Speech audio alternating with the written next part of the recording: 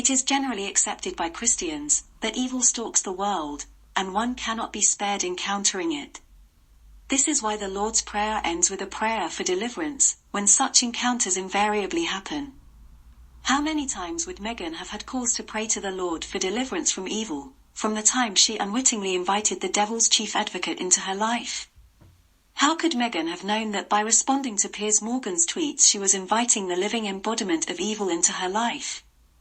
The toxic media that repeatedly launder this geet's gargantuan edifice of ectopic turds image, and provide him with the platform to inject his vile toxins into the world for profit, made it next to impossible for her to have had any knowledge of the geet's evil track record from across the pond.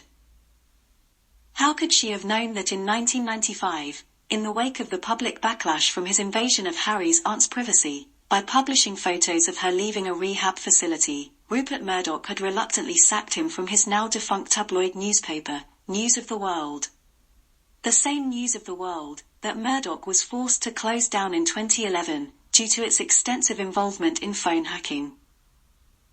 It is a damning indictment of and testimony to the duplicitous nature of the media that following this disgraceful exit from the right-wing Murdoch tabloid, the geet was able to cross the supposedly ideological divide to take up with the purportedly left-wing Mirror.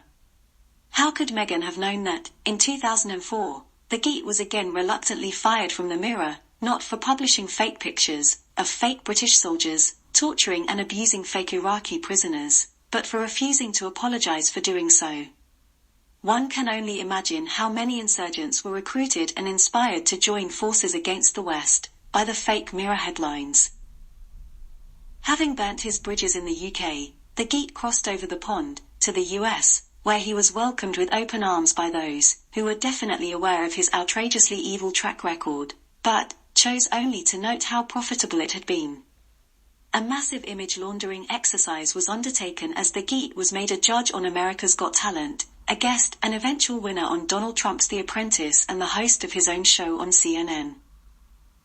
Following the cancellation of his US show, due to low ratings, the geet returned to the UK, in 2015, with his image suitably laundered, to become co-host of Good Morning Britain. It was during his time as GMB co-host that he reached out to Meghan and other Suits actors. How could she have known that by engaging with him, she was unknowingly inviting the devil's chief advocate on earth into her life? Fortunately or unfortunately for her, it was around this time that her path crossed that of the prince, who would go on to become her husband, and who had first-hand experience of how evil the geet is. After all, this was the geet who grossly infringed his aunt's privacy when the prince was around 10 years old. This is the geet who subsequently befriended his mum and pretended to be her media guide, helping her negotiate the perils of the media, while the media, including his, were hacking not only her phone, and that of other members of the royal family, but also the prince's own phone, including at the time when he was grieving his mother, who had literally been hounded to death by the media when he was 12 years old. Until now, one could only imagine what went through the prince's mind when, in his mid to late 20s, he discovered what the geet had been doing while masquerading as his mother's friend and confidant.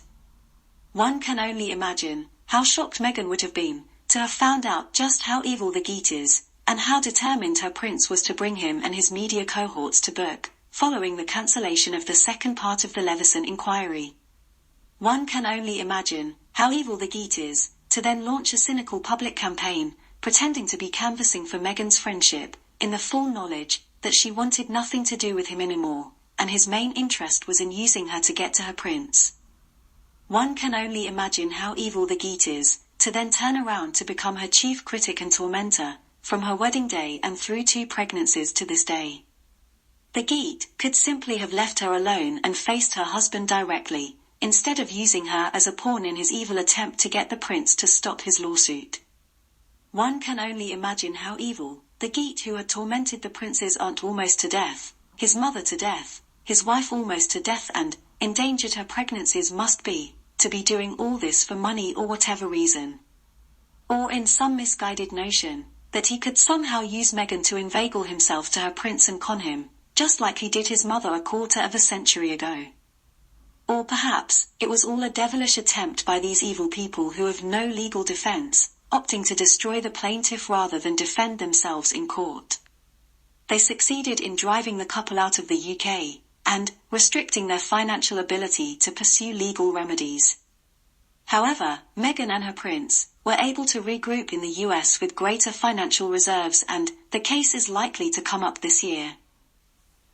Now Meghan can testify to her answered prayers and deliverance from evil.